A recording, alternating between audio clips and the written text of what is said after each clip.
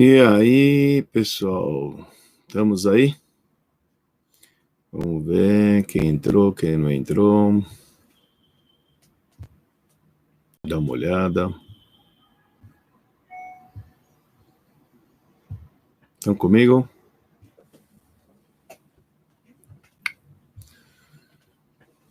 Hein? Vamos ver se o pessoal já está comigo ou não está comigo. Estão comigo? Was machst du?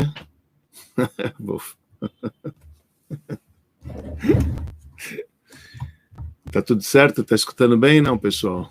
Tá tranquilo? Ó.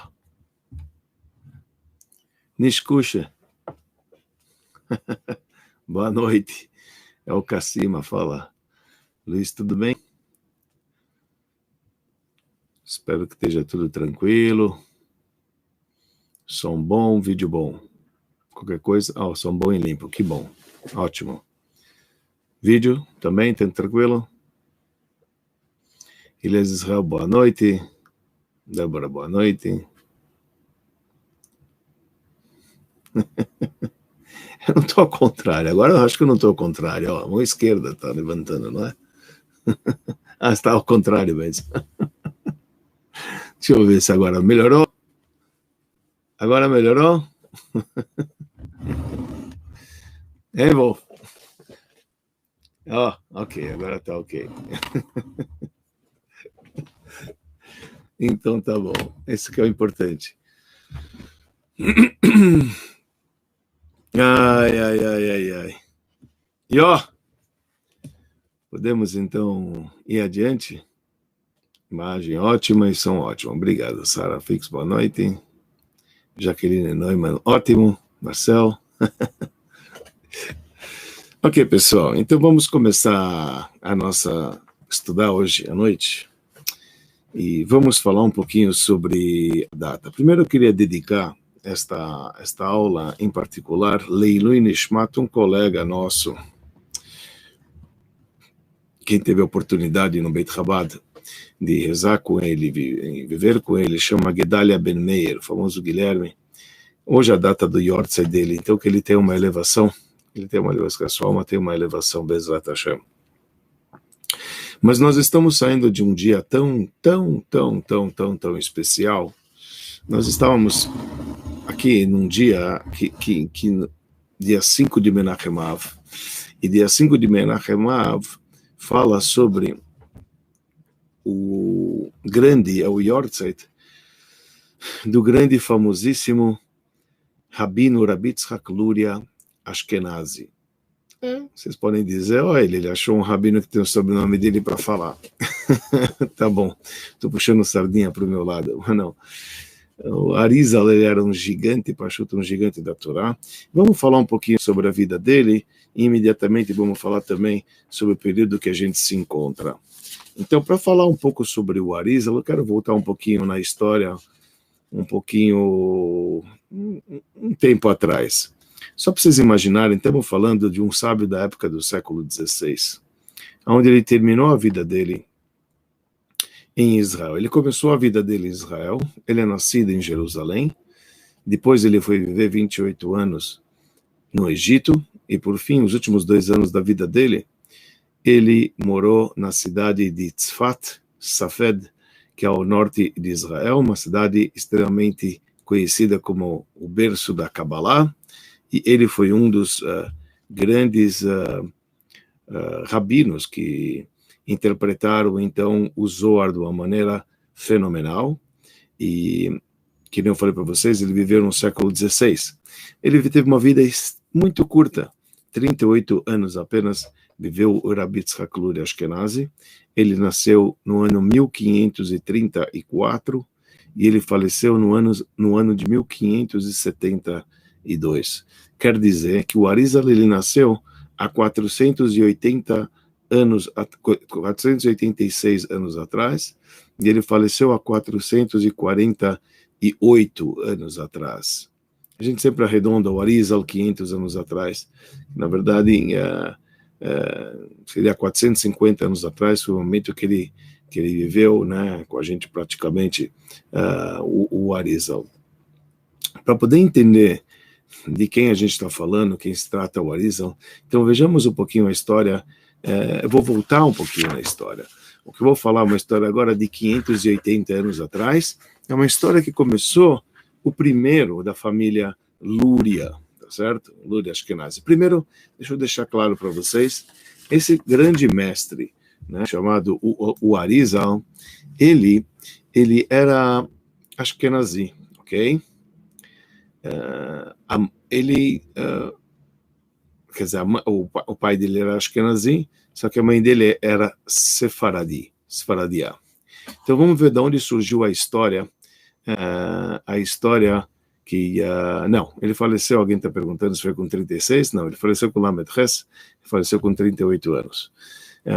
Então vamos ver a história que aconteceu o seguinte. Para os primeiros da família Lúria, existia um grande rabino chamado Rabi Yosef Lúria. Estamos há 580 anos atrás, hein? E este homem, ele era descendente, quer dizer, só para vocês imaginarem, o próprio Arizal, obviamente ele vem desse homem, né, que é a família Lúria. Este homem que nós estamos falando agora, ele era uma pessoa extremamente dedicada, devota, uma pessoa que estudou a Torá de uma maneira incrível, e ele era descendente, este homem que nós estamos falando, de Rashi. Ele tinha sua linhagem, filho do Rashi. Rashi foi um comentarista famoso, exegeta da Torá, que traduziu e que interpretou não somente a Torá oral, como também os livros, a Torá escrita, obviamente, os livros escritos, os livros sagrados, como também a Torá oral e o Talmud. Então foi um gigante da época, que ele viveu na Alemanha, na França, e nós estamos falando que o Rashi, ele era descendente desse grande exegeta, que viveu, estamos falando dos 250 anos atrás, antes de ser Rabi Yosef Lúria. E ele tinha essa árvore genealógica dele, que remetia a esse grande estudioso da Torá, chamado Rashi Rabbi Shlomo Yitzhaki, que era o nome dele. São as iniciais de Rashi, as iniciais do seu nome, Rabbi Shlomo Yitzhaki. E o Rashi, por sua vez, ele tinha sua ascendência de um outro sábio da época do Talmud, chamado Rabbi Yohanan Hassan Delar. Rabbi Yohanan, o sapateiro. Hassan Delar era o sapateiro. Então, as pessoas eram chamadas, na época do Talmud, há 1.800 anos atrás, há quase 2.000 anos atrás, eles eram chamados pela profissão deles. E o Rashi, ele tinha sua ascendência de Rabbi Yohanan Hassan Delar, filho até Rabbi Yohanan Hassan Delar, esse rabino que, por sua vez, tinha a sua descendência, esse Rabbi Yohanan Hassan Delar, desde a época do rei David. Em outras palavras, nós estamos afirmando aqui que o Arizal, ele era da família real, da família do rei David. Ok? Então, David Amelach, David o rei. A gente sabe que ele era da tribo de Judá. Então, o próprio Arizal HaKadosh, o próprio Arizal HaChai, como é chamado o Arizal o Santo, ou o Arizal o Vivo, como o Rebbe expressou diversas vezes sobre esse grande personagem. Então, a sua origem veio desde o Rashi, que por sua vez veio de Rabbi Yohanan Hassan Delar, que por sua vez veio do rei David.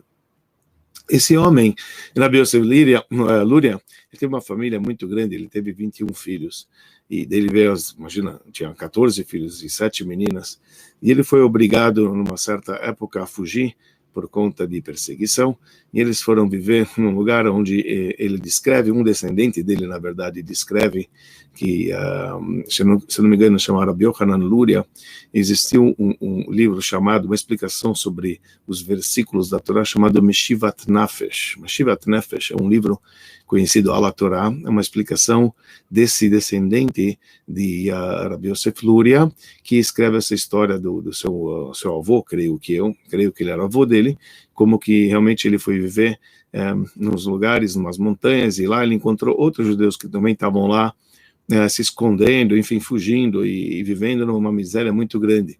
Mas ele, quando chegou lá, viu a situação que jovens judeus estavam sem estudar, e ele decidiu que ele vai criar uma casa de estudo lá para poder proporcionar o estudo judaico para aquelas crianças que lá estavam sem educação nenhuma. E foi quando ele começou educar essas crianças. Imagina, coitada, a esposa teve que cuidar dos filhos e ele começou a estudar a Torá, etc. Ele foi prometido dos céus que ainda dele viria um descendente que iria iluminar o mundo. E isso ocorreu quando o pai, que era o pai do Arizal, do Rabbi Yitzhak Luria Ashkenazi, tá certo? Aliás, esse é o nome Arizal, né, pessoal, só para deixar claro. Então, o que quer dizer Ha'ari, né, que a gente fala Harav Yitzhak Luria Ashkenazi, então é chamado Ha'arizal. Então, o Arizal, que é um acrônimo dele, o Arizal, ele era filho do Shlomo. O pai do Arizal se chamava Shlomo. Que nem a gente falou, esse Rabbi Shlomo Luria, ele tinha casado com uma mulher sfaradiá, tá certo? Que o nome dela se chamava Hana, quer dizer, a mãe do Arizal se chamava Hana, e vinha de uma família do Egito. Ela sfaradi do Egito, da família Francis. O irmão dessa Hana, quer dizer, na verdade, o tio, né, do Arizal, né, o cunhado do pai do Arizal, do Shlomo Luria, ele trabalhava no Egito, ele era chefe da alfândega, quer dizer, de quem entrava, quem saía, etc., cobrava as taxas, etc., impostos. Quem fazia isso era esse cunhado do pai do Arizal, né, que chamava Rab Mordechai Frankes, o irmão da Hana, tá certo? E, na verdade, veio uma vez, o pai do Arizal estava estudando Torá de uma maneira muito devota na sinagoga, e entrou na sinagoga um senhor, foi chegar e falar para ele, escuta, você sabe quem eu sou? Ele falou, olha, não tenho a mínima ideia quem o senhor é. Ele falou, pois é, saiba que eu sou Eliyahu Hanavi, eu sou Eliyahu o profeta. Eu estou vindo lhe dizer que sua mulher vai engravidar e vai ter um filho. Cuida desse filho, cuida dos 9 meses, pois esse seu filho é um filho sagrado, que ele vai revelar o mundo, vai mudar drasticamente daqui para frente todo o conceito místico no mundo e o mundo em geral, de uma maneira geral. Assim, Eliyahu Hanavi prometeu para ele que iria nascer este grande filho. Ele voltou para casa, não falou absolutamente nada para a esposa sobre a revelação de Eliyahu Hanavi, só que Eliyahu Hanavi fez um adendo. Ele chegou e disse para ele o seguinte, veja, esse teu filho, ele vai nascer, e quando ele nascer, na hora do Brit Milá, eu vou ser o Sandak, eu vou segurar o seu filho na hora do Brit Milá. E pronto, e se deu tchau pro Rabbi Shlomo Luria. Shlomo Luria voltou para casa, não comentou detalhes para a esposa, só falou para ela, olha, é bom que nosso filho, a gente vem de uma família tão justos, vamos cuidar desse filho, e seria o primogênito dele, tá? Só para vocês saberem, estamos falando aqui do filho primogênito de Rabbi Shlomo Luria, que é o pai do Arizal. Então, ela realmente começou a tomar conta durante esse período da gravidez, com todas, para se manter, enfim, da maneira mais santa, mais sagrada, o que é possível, etc. E sempre o Rabbi Shlomo, quando via a mulher barriguda já, ele sorria bastante. Não contam os livros que ele realmente enxergava como um anjo, estava estudando com o filho dele dentro da barriga, enfim. Mas, de qualquer maneira, de fato, quando chegou a data para nascer o Arizal, esse Rabbi Shlomo Luria, ele vivia em Jerusalém, numa casa muito humilde, em Jerusalém, e lá nasceu o filho primogênito. Quando nasceu o famoso Arizal, quando ele nasceu, então chamaram uma parteira para dar a luz, e imediatamente eles avisaram, olha, o Brit Milá vai ser tal dia, se Deus quiser, no 8º dia, uma boa e propícia hora. E todas as pessoas vieram para o Brit Milá do Arizal, perguntaram para o pai quem vai ser o Sandak. Ele falou, eu vou ser o Sandak, eu vou ser o próprio, aquele que vai segurar a criança na hora do Brit Milá, que a gente é chamado de Sandak. Ele falou, eu vou segurar essa criança na hora da circuncisão. E então tá bom, ele começou a se vestir, se preparar, mas nada dele ao Hanavi chegar. Eliyahu Hanavi não estava chegando. E ele ficou assim meio que preocupado, esperando. As pessoas queriam sair já da sinagoga. Um Brit Milá normalmente se faz na sinagoga após a oração matinal. E as pessoas já queriam sair. Então as pessoas falaram, não, vai demorar, quanto tempo você vai esperar? Ele falou, calma, vamos esperar um pouquinho. De repente ele viu que Eliyahu Hanavi entrou. E então ele falou que agora sim pode começar o bris. Começaram o bris. E Eliyahu Hanavi, ele, quer dizer, sentou, o pai, Shlomo, sentou na cadeira de Eliyahu Hanavi. Eliyahu Hanavi sentou em cima dele, ninguém viu, obviamente, estamos falando aqui um profeta Eliyahu. E assim foi feito o Brit Milá dessa grande criança chamado Rabbi Yitzhak, que foi chamado de nome de Yitzhak. Yitzhak também, pessoal, porque eu falei que ele estava rindo, porque isso tem a ver com o sorriso, que está ligado também que sobre a era messiânica está escrito que nós vamos falar sobre Isaac, que ele é nosso pai, etc. Então está ligado com a alma, a alma dele era uma alma extremamente especial. Nossos sábios falam que a alma de Rabbi Shimon, do Yitzhak Luria Ashkenazi, do Arizal, ele era uma reencarnação do próprio Rabbi Shimon Bar Yochai, que por sua vez também era uma reencarnação do próprio Moshe Rabbeinu. Então vocês podem imaginar de quem a gente está falando aqui. De fato, ele ficou órfão do pai. O pai dele, infelizmente, faleceu quando ele tinha 8 anos. Tem um lugar de 6 anos, mas quando ele tinha 8 anos, ele ficou órfão do seu pai. E a mãe ficou com 2 filhos, porque logo após que ela teve o Yitzhak Luria Ashkenazi, a Hannah Francis, que a gente falou, né? Hannah Francis com Rabbi Shlomo, logo depois que ela teve o Arizal, então eles tiveram uma filha, e a irmã do Arizal chamava Aksa, esse era o nome dela, e quando ela perdeu o marido, o Arizal, ele era uma criança de 8 anos, ela não sabia agora o que fazer. Obviamente queriam ajudá-la com caridade, as coisas lá em Jerusalém, mas ela não aceitou. O irmão dela estendeu ajuda, esse era Mordecai Francis, pediu muito para que ela viesse para o Egito. Falou, venha para o Egito, minha irmã, aqui você vai ter tudo de bom, eu vou sustentar, vou ajudar teu filho, no Yeshiva, tudo, etc. Lá. Então, eles viajaram, foi a Hannah, a mãe do Arizal, viajou com o Arizal e com a filha, e eles foram viver na casa do tio, Mordecai Francis, lá no Egito. Realmente, ele arcou com todos os gastos, pôs ele numa yeshiva, e naquela época, ele começou a estudar com o rabino do Egito. Para quem era o rabino do Egito, naquela época, ele era uma criança ainda, mas então ele precisava estudar, então o tio arcou com os custos do estudo da criança do Arizal, e naquela época o rabino do Egito, ele se chamava Radbaz. Radbaz são as iniciais dele. Ele chamava Rabbi David ben Shlomo ibn Zimra. Esse era o nome dele. Rabbi David ben Shlomo ibn Zimra. Esse era o nome desse grande homem. Era um grande homem. Então, só para você imaginar, ele viveu 94 anos, esse Radbaz. Ele foi expulso da Espanha, lembra quando teve a expulsão da Espanha? Então ele era um jovem de 13 anos quando aconteceu, em 1492. Ele nasceu em 1479, o Radbaz, ele foi falecer em 1573. Apesar que ele viveu muito tempo no Egito, mas depois, no fim da vida dele, ele foi para Jerusalém, etc. Voltou para Israel e no fim está enterrado, se não me engano, em Tzfat, esse Rabbi David ibn Zimra, como a gente abrevia, Rabbi David ben Shlomo ibn Zimra. O Radbaz, ele era um grande homem, e ele começou a estudar com o Radbaz, só que o Radbaz, obviamente, ele tinha muitos e muitos alunos. De repente, chegou da Alemanha também um outro grande rabino, que esse rabino, ele era chamado Rabbi Betzalel Ashkenazi. Engraçado, mais um Ashkenazi apareceu aí. Né? O que quer dizer Rabbi Betzalel Ashkenazi? Ashkenazi, pessoal, a gente tem que deixar claro. Ashkenaz, em hebraico, significa Alemanha.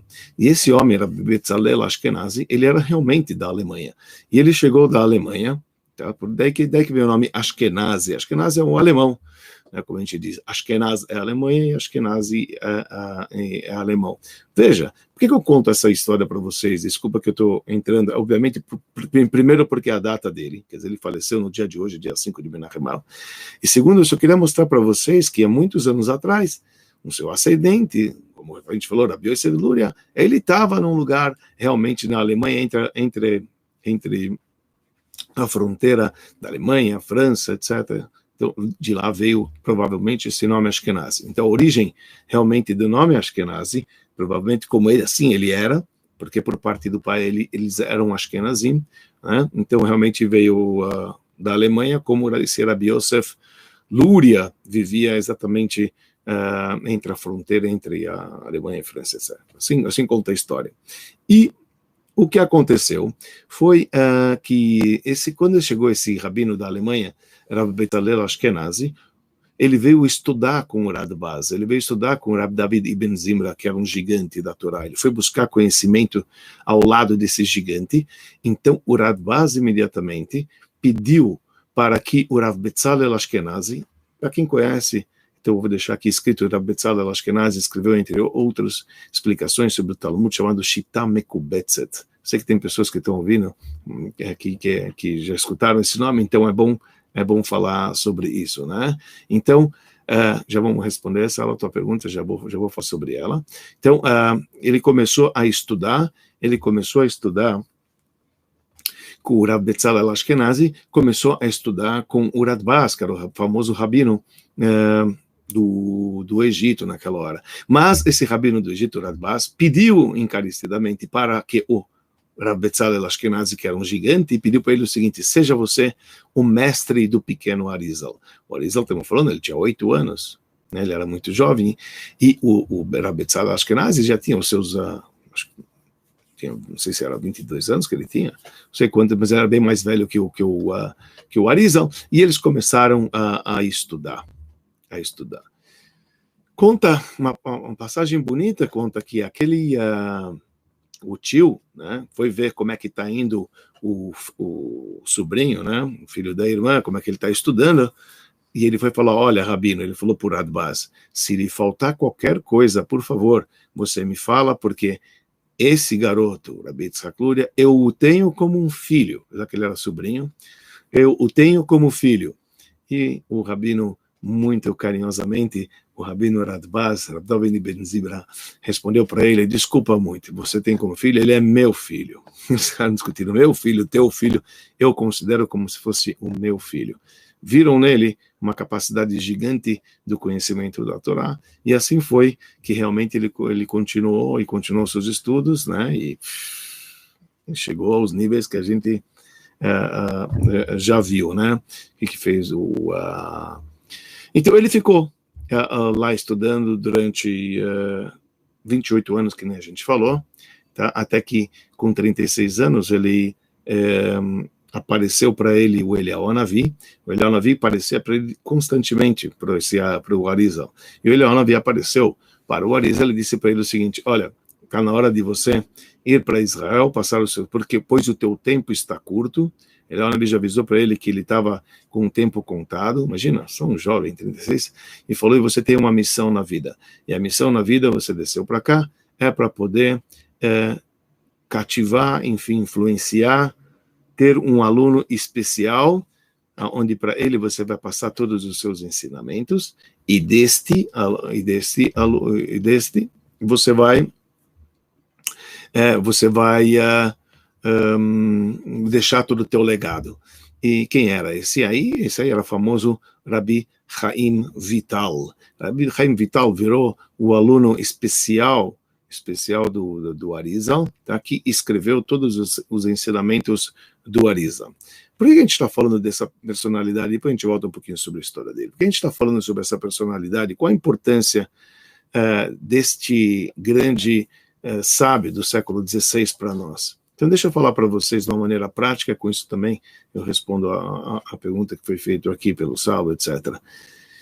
Até o Arizal, as rezas que existiam não eram como nós temos hoje em dia. Para nós, hoje em dia, você pega a maioria dos ritos atualmente são compostas conforme fez. A ordem, quem criou a ordem da oração, hoje em dia que nós temos, é o Arizal. A grande maioria dos ritos que existem hoje em dia seguem as instruções do Arizal. Muitos não seguem a cabala do Arizal, mas muitos seguem a estrutura do Arizal. Então, deixa eu falar para vocês o que era antigamente. Se chegava na sinagoga, então se rezava, falava uma bênção chamada Baruch Shamar, está no Talmud, fazia Ishtabach, fazia outro trecho da reza matinal, se fazia o Shema Yisrael, se fazia a Amidah, se levantava e falava o cântico diário e aleino. Isto era a reza. Quem instruiu que a gente tem que fazer, além das missas matinais também está no Talmud, mas quem instruiu que tem que fazer os korbanot, a ordem das oferendas que tem que fazer as orações, que depois vem os psuquei de Zimra, todos os versículos de como a gente tem que falar e quais são os versículos que a gente dizer, qual a ordem que a gente tem que fazer. Quem veio instruir que a gente tem que falar Tachanun, que a gente tem que falar Olam Natseach, no meio Ashrei Uva Letzion, ou Tefillah le David, que a gente fala Bet Yaakov, etc. Kaveh El Hashem. Quem instruiu tudo isso, quem colocou isso, quem coordenou isso, foi o Arizal, do Arizal em diante. O Arizal começou a mostrar que a oração realmente ela é uma escada, que você alcança o topo e depois você desce, você chega aqui. Quem fez tudo isso é o Arizal. Hoje, todos os ritos rezam assim, mas saibam vocês que não eram assim antigamente. Quer dizer, quando o Arizal surgiu, ele colocou ordem nas coisas. Obviamente baseado na visão que ele tinha. Né? O Arizal era uma pessoa extraordinária, estamos falando aqui uma alma super especial, né? Estamos falando de uma alma que teve que vir novamente para poder transmitir os ensinamentos do seu antecessor, que era Rabbi Shimon Bar Yochai. Imagina que ele era reencarnação de Rabbi Shimon Bar Yochai, que por sua vez era a reencarnação de Moshe Rabbeinu. Quer dizer, dentro de Moshe Rabbeinu tem Moshe Rabbeinu, quer dizer, Moisés, estamos falando, né? Então é assim, Moisés veio... Sim, ele morreu com 38 anos, sim. Moisés, ele veio para trazer a parte revelada da Torá, tá certo? Ele nos trouxe a parte revelada da Torá. Depois veio o Rabbi Shimon Bar Yochai, quer dizer, Moisés teve que voltar, entre aspas, de novo, uma parte, enfim, reencarnou Rabbi Shimon Bar Yochai para poder trazer a parte oculta da Torá. E depois teve que voltar mais uma vez, há quase 500 anos atrás, 450, 486 anos atrás, teve que voltar para poder trazer, então, a interpretação dessa Torá, da Torá Nistera, da Torá oculta, que é o que nós chamamos de Kabbalah. Então, nós estamos falando de uma pessoa, assim, fantástica. E quando realmente Rab Chaim Vital chegou, e o mestre ele só tinha praticamente menos de que 2 anos para poder ensiná-lo, estamos falando, chegou na cidade de Safed, ao norte de Israel, na cidade de Tzfat, tá certo? Onde lá o Arizal ele foi residir.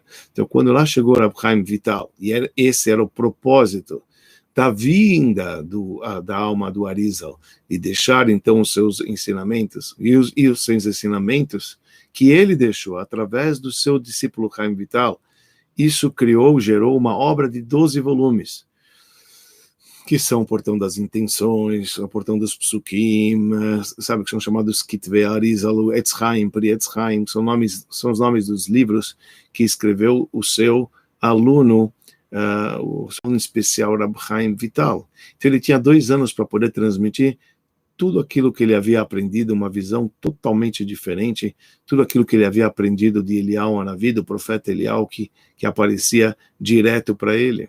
Ele tinha que assim, transmitir nesse pouco tempo. Então conta a famosa história que o próprio Rab Chaim Vital, ele não estava aguentando. Ele falou, mas desculpa, não dá, eu não tenho uma cabecinha tão grande como a sua, de poder decorar tudo, de poder captar tudo. Tá vazando, eu não estou conseguindo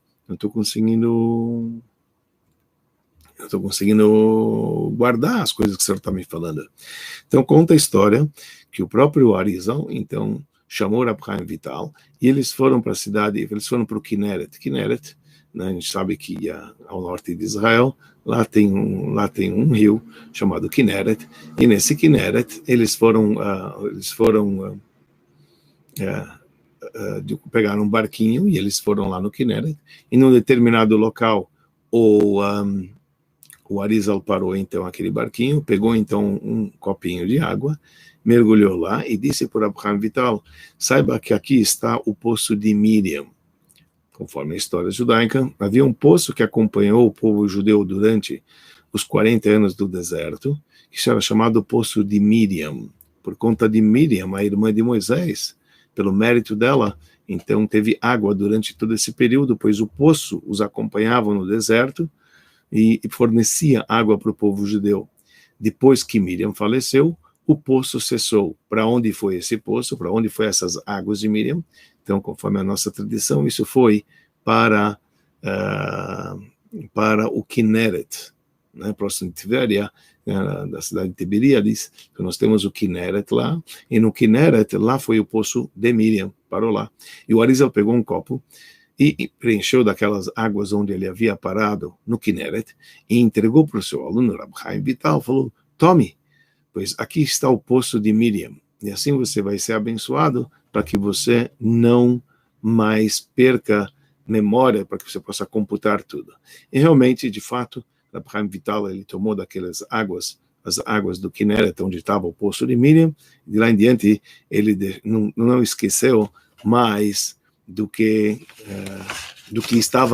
o mestre estava passando para ele já não estava mais esquecendo por conta disso, e em 2 anos ele conseguiu, depois de 2 anos de estudo, começa a escrever 14 obras com os ensinamentos do Arizal, que é a origem de toda a Kabbalah que nós temos hoje, a interpretação do Arizal nas passagens do Zohar, etc. O Arizal, pessoal, ele tinha uma característica que na época dele era bem, para ele, era bem assim ele vivia. Deixa eu explicar para vocês. Diferente do grande outro mestre que surgiu depois de 200 anos, depois de 250 anos após ele, que era o fundador do Hassidismo, o Rabi Israel Baal Shem Tov.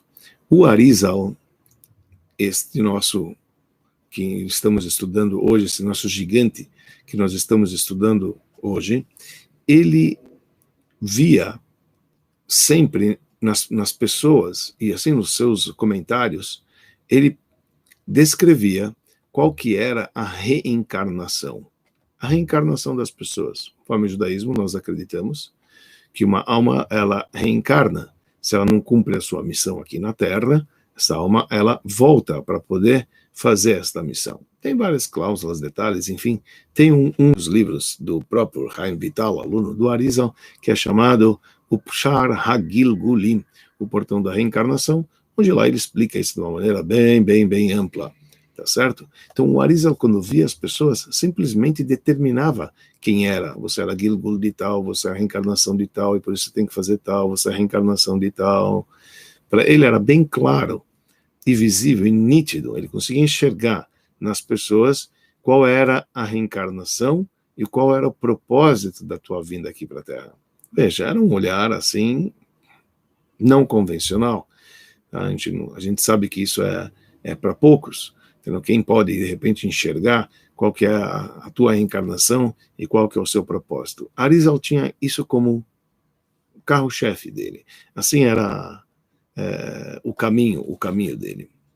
O caminho do Arizal era ver, identificar a sua encarnação. E de todos, assim nos livros dele. Se você for pegar o livro do Arizal, você vai ver, Caim e Abel, Moisés, era então a reencarnação de Abel, etc. Ele vai dizendo, e vai falando, e vai dizendo que é a reencarnação de tem, que é a reencarnação de tal, etc. Lá. Quer dizer, é interessante, né, quando você pega, quer dizer, é uma maneira de estudo. Não convencional hoje em dia, no mundo racídico, por exemplo, nós não encanamos com a encarnação, não, sabemos que somos a reencarnação do passado, nós não discutimos quanto a isso, mas uma vez que veio o Baal Shem Tov, estamos falando 300 anos atrás, o fundador do Hassidismo, ele veio e nos instruiu que o principal o principal é viver a vida, você tem que viver a vida a vinda da tua alma hoje é o que é principal, e é isso que você tem que se ocupar. Não tem que ficar preocupado com as vidas passadas. Muitas pessoas se preocupam com as vidas passadas e esquecem de viver a vida presente. Quando ele vai estar com uma idade avançada, ele falou, agora eu descobri por que eu vim para a Terra. Não, e agora o que você vai fazer? Tarde demais, você perdeu toda a tua vida querendo descobrir a tua vida do passado, tá certo? Enquanto você... Por que eu falo isso? Porque uma das cenas que acontece, eu falei para vocês que ia falar sobre o período do templo, tudo, etc. Uma das passagens que a gente lê nesses dias da destruição do templo, a gente fala sobre uma mulher que viveu na época do Talmud, que ela é chamada Hannah. Essa mulher Hannah, ela teve 7 filhos. E, infelizmente,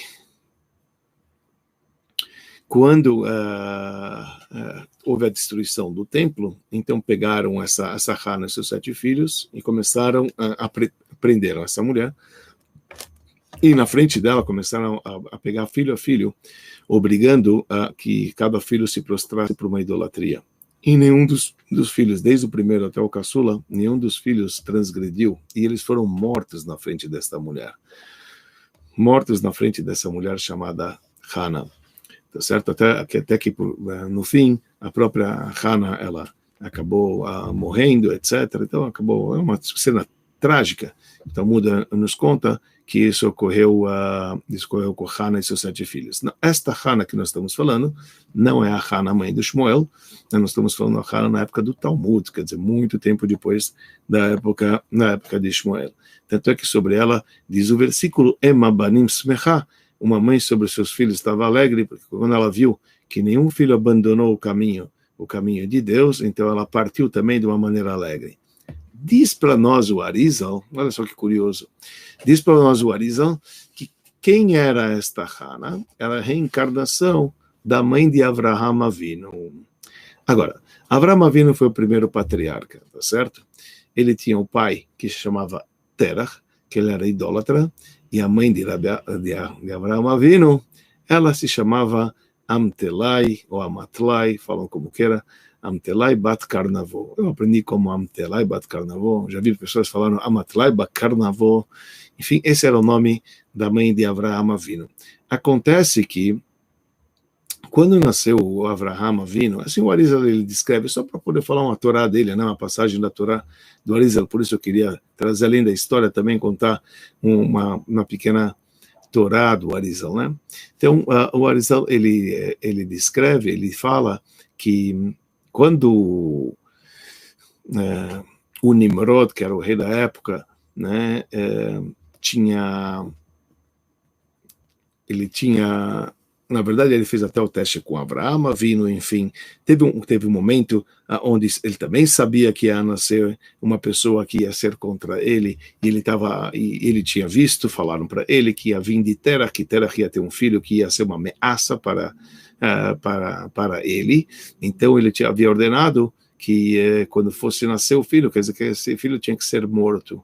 E justo aconteceu um milagre, que justo uma de suas servas desse Terach, do pai de Avraham, também estava grávida no mesmo período, e quando nasceu, então eles trocaram o filho, e a mãe, então, de Avraham Avinu, teve que fugir junto com Avraham Avinu, mas, vamos deixar claro, eles eram idólatras, tá certo? O Terach era idólatra, assim como a mãe dele era idólatra também. E levou ele para uma caverna e escondeu ele depois que ele nasceu durante 3 anos, teve que amamentar ele lá, ele não podia sair. Então, numa passagem, consta que com 3 anos, Avraham ele reconheceu o Criador do Universo, porque ele saiu certa vez da caverna, e ele viu que o Sol e a Lua, quando ele viu o Sol pela primeira vez, imagina a criança que nunca tinha saído de lá, ele falou, o Sol deve ser Deus, e quando anoiteceu, ele falou, cadê o Deus? Então não pode ser, então deve ser a Lua Deus, porque ele viu a Lua de noite, e depois ele viu que a Lua também, quando chegou o dia seguinte, o Sol que veio, ele ficou meio confuso, ele falou, com certeza deve ter um dono para essa geringonça toda, Yesh Barabai Trebir Azul, tem um dono para esse mundo, e com certeza Deus é o que rege toda a constelação, e todo mundo, existe um único Deus. E ele chegou a essa conclusão quando a mãe foi procurar mantimentos, foi para poder sustentar o filho. Quando ela voltou, viu que o filho estava fora da caverna. Então, enfim, o Arizal está descrevendo, olha, uma vez que ela também tinha educado seu filho para a idolatria, então ela teve que voltar na história, só que agora com Hana, entendeu? Ver que seus filhos estavam todos no caminho dos deuses, isso era uma retificação. Entendia o Arizal que, se você, que o retorno da alma, quer dizer, quando ela vem por conta de uma reencarnação, ela vem retificar algo que aconteceu do passado. Também tem uma história bonita que o Rebbe ele contou para a gente, isso vale a pena contar, a história já falando sobre o Arizal, vale a pena contar essa história. É uma história que certa vez o Arizal falou para os seus alunos lá, estamos falando na cidade de Tzfat, já estamos falando nesses últimos 2 anos de sua vida. Era uma véspera de Shabat, e logo após as orações matinais, então o Arizal chegou e falou para os alunos, vamos passar Shabat em Jerusalém. Quer dizer, agora, vocês têm que imaginar que viajar, entendeu, de burro do norte de Israel até Jerusalém, se eles iam começar logo depois do meio-dia da sexta-feira, eles nunca iam chegar lá no Shabat, eles nunca iam conseguir chegar lá no Shabat.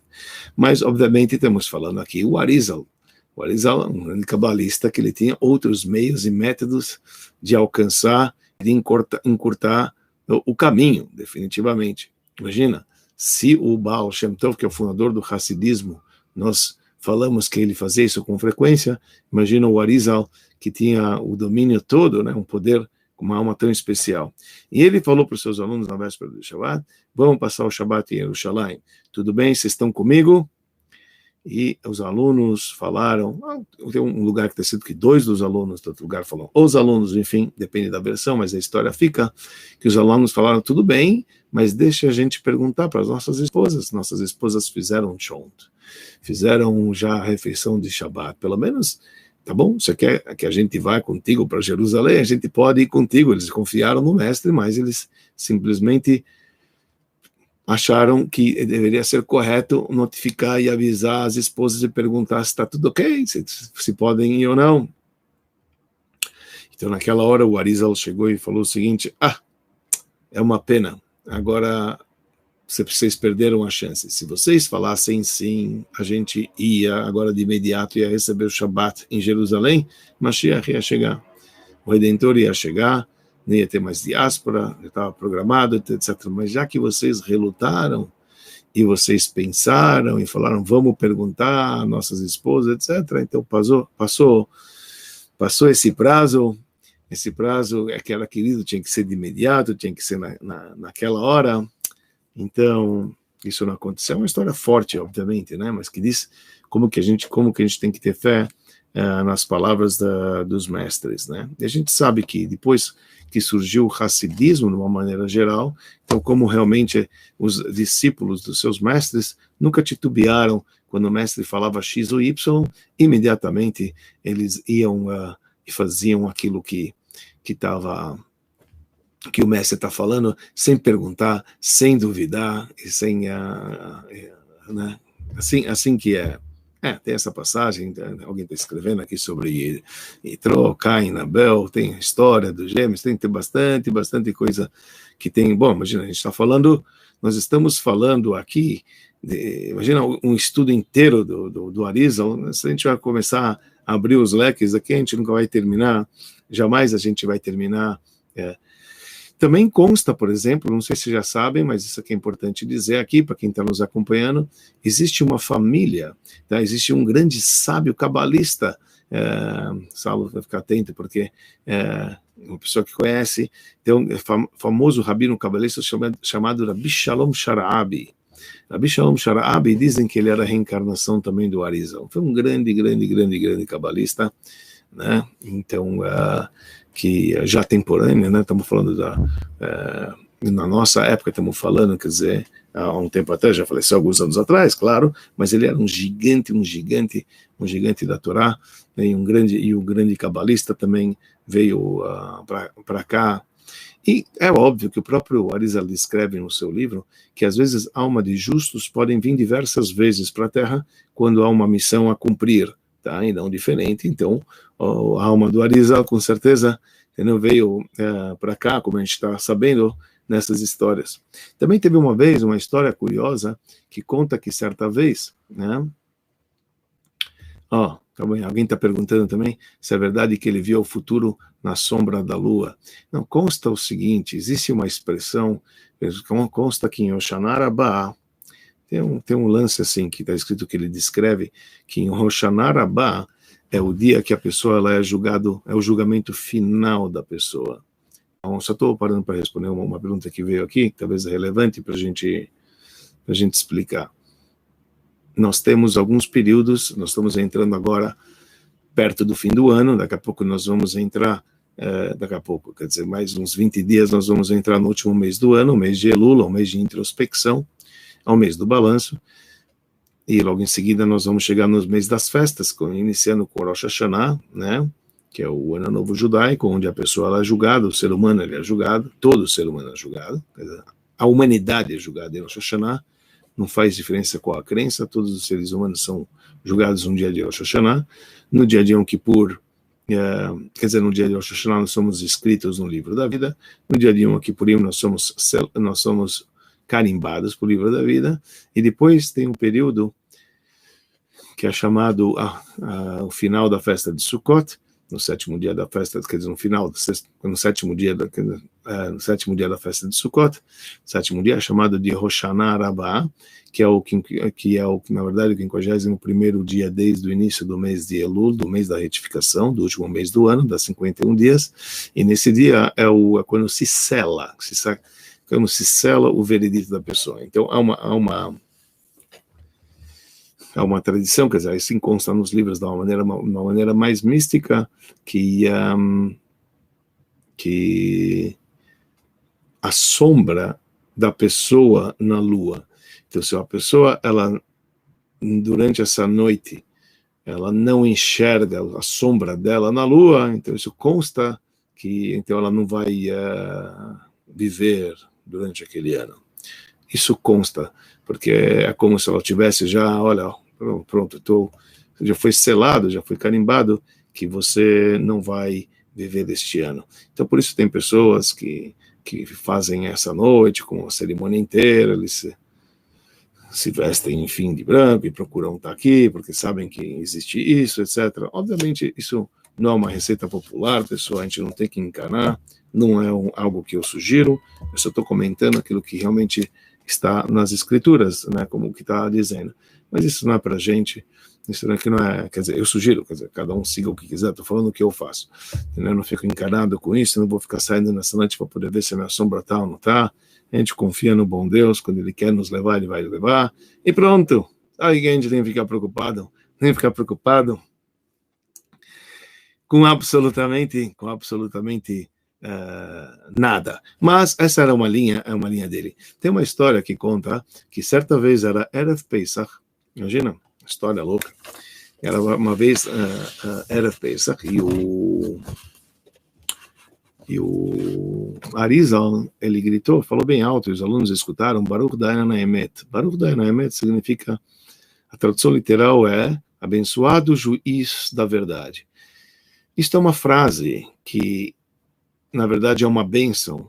São as palavras da bênção que uma pessoa que perdeu um ente querido, um enlutado, ele faz, logo após rasgar as suas vestes, em luto de um ente querido, então ele faz essa bênção, Baruch atah Hashem Elokeinu melech haolam, bendito Deus, Rei do Universo, que ele é o juiz da verdade, que ele sabe o que faz, o julgamento foi correto, etc.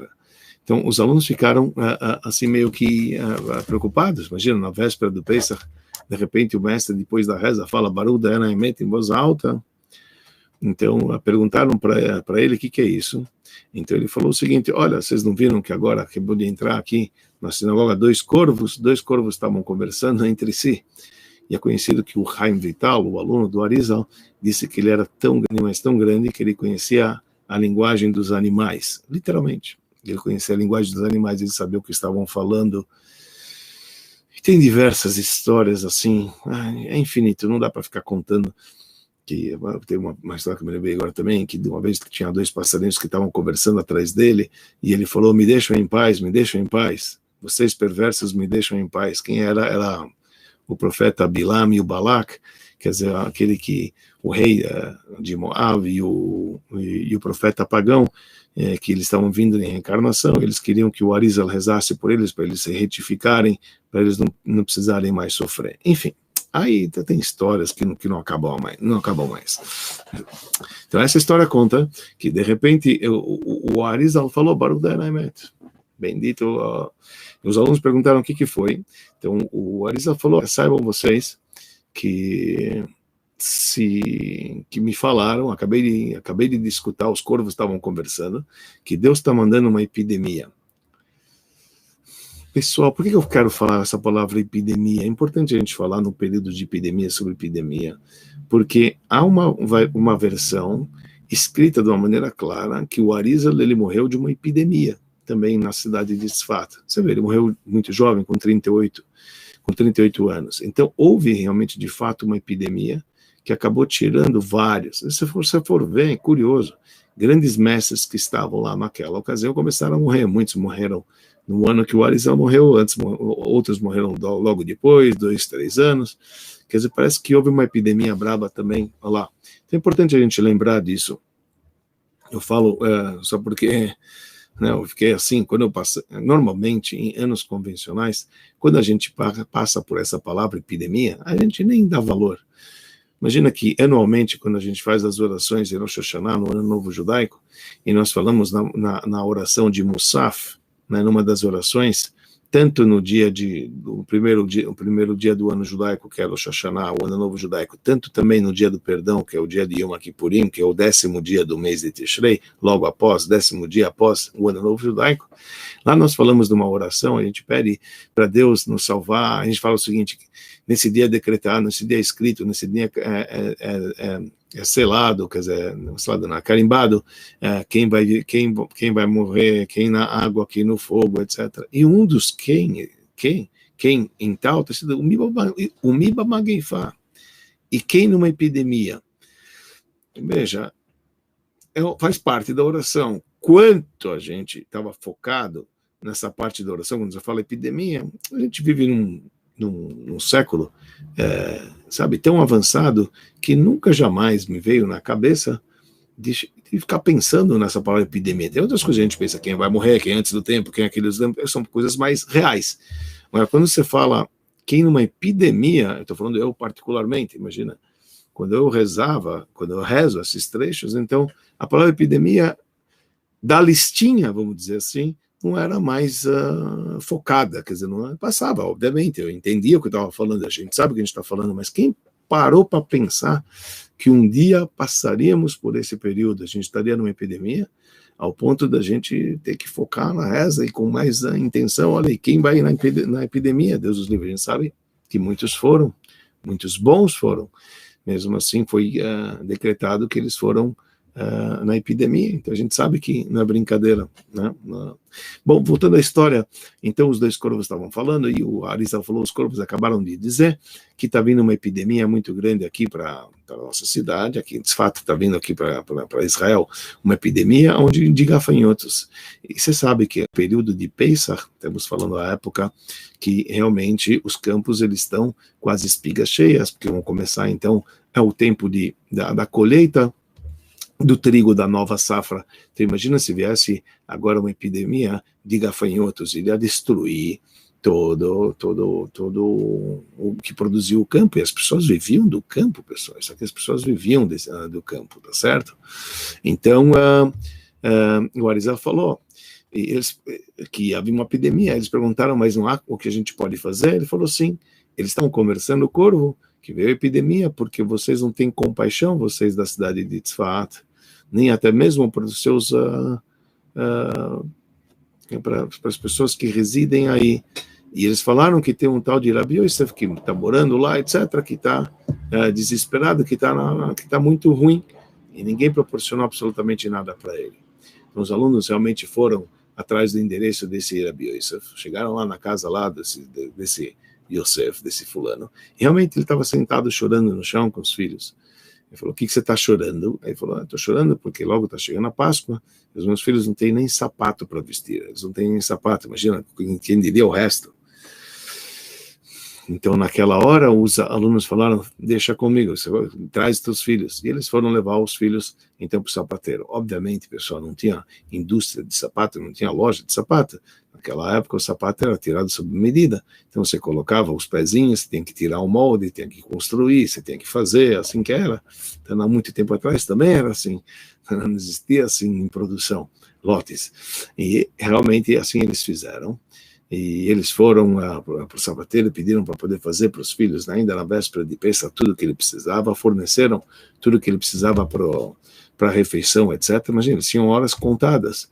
E de repente eles começam a escutar um barulho que realmente, um barulho de nuvens de gafanhotos que estavam chegando. A gente sabe que as nuvens de gafanhotos, quando vem milhões, milhões, milhões. Eles estavam vindo em direção e, de repente, quando eles estavam chegando por conta que eles fizeram, então o Arizal mostrou para eles que, de repente, aquilo deu uma guinada, mas deu uma guinada, sabe, deu uma 180 graus e foi sentido a Síria e acabou pegando, então, essa epidemia, acabou de gafanhotos, acabou alcançando a Síria. Veja, histórias desse grande homem não nos faltam.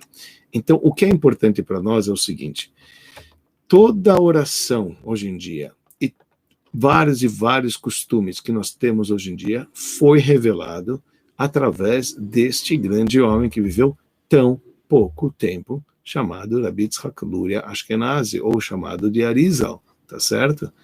Ele literalmente mudou a estratégia das nossas orações, o impacto dele, como realmente, de fato, havia sido prometido para o seu pai Shlomo através do profeta Eliyahu Navi, que assim seria. De fato, nós somos a própria testemunha de que realmente, de fato, isto ocorreu. Quer dizer, quando a gente diz hoje, por exemplo, o rito sefaradi é um rito conforme a opinião do Arizal. Você pega um rito nosso Chabad, conforme a opinião do Arizal. Porque o Arizal entendeu, ele esmiuçou e trouxe. Cara, reza é isto, é assim que se faz a oração. É necessário que toretans, é necessário esse trecho, assim que se constrói a oração, assim se chega lá. Eu não estou dizendo que o que fizeram anteriormente estava errado, mas simplesmente ele estava aprimorando para a sua geração. Não é à toa que o Eliyahu Hanavi falou que ele vai ser luz, ele vai ser a luz para o mundo inteiro.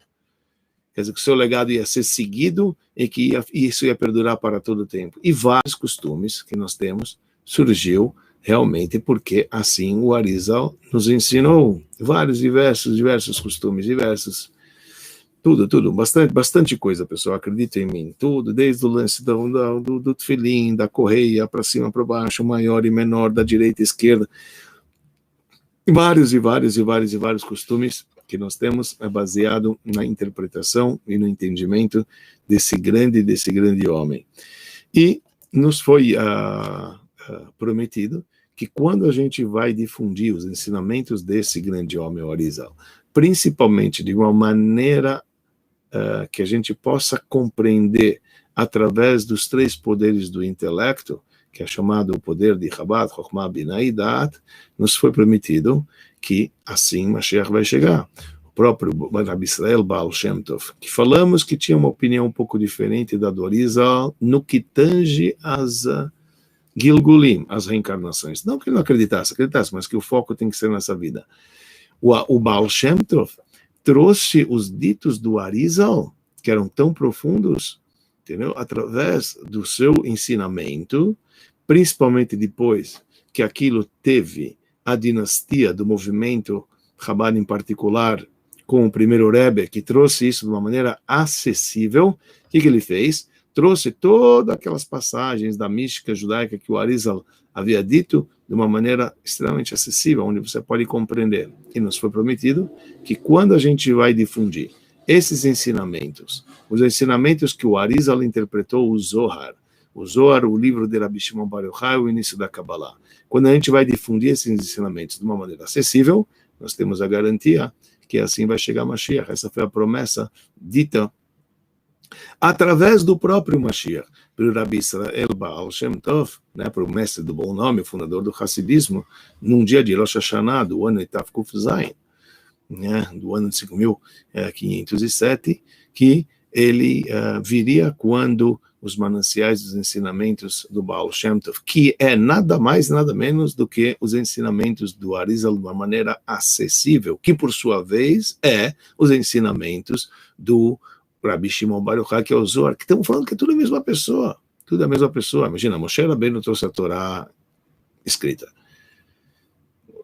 O Rabi Shimon Bar Yochai trouxe a Torá oculta, que era uma faísca de Moshe Rabbeinu. Arizal veio de novo para poder trazer as explicações do próprio livro Zohar, só que numa época onde foi permitido.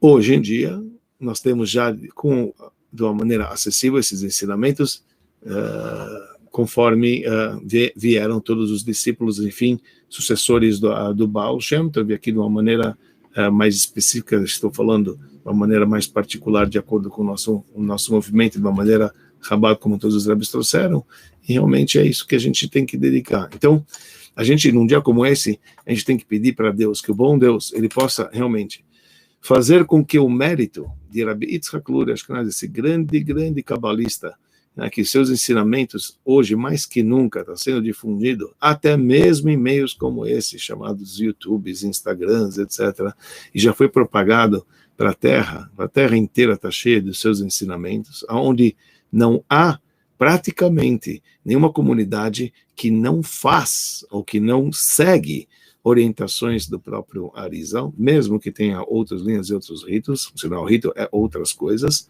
ordem de Kiddush Seder, a maneira que é feita como conforme o Arizal. Então que o mérito dele realmente nos ilumine e que a gente possa chegar ao encontro desses grandes personagens, quando Deus ele vai restaurar o templo sagrado em Jerusalém, e lá a gente vai poder desfrutar e servir o Criador do Universo da melhor maneira possível, que assim seja, Be'ezrat Hashem. Muito obrigado por me acompanhar mais nesse domingo.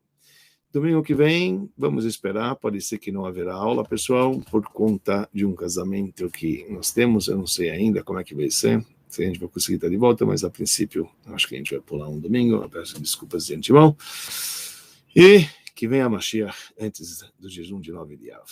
Se Deus quiser, em Jerusalém, com o templo sagrado Beit HaMikdash. Obrigado, pessoal. Kol Tuv. Deixa eu dar uma encerrada aqui.